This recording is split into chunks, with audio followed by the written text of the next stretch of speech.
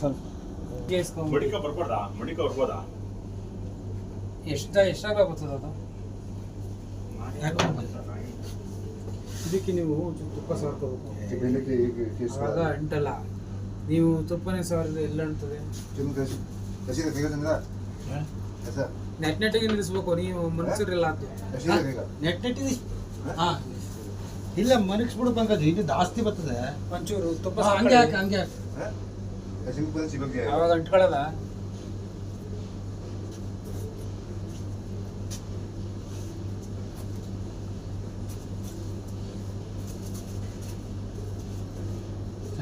ನಾನು ಬರ್ತೀನಿ, ರೆಡಿ ಮಾಡ್ತೀನಿ ಬಿಡು ಪಂಕಜ್.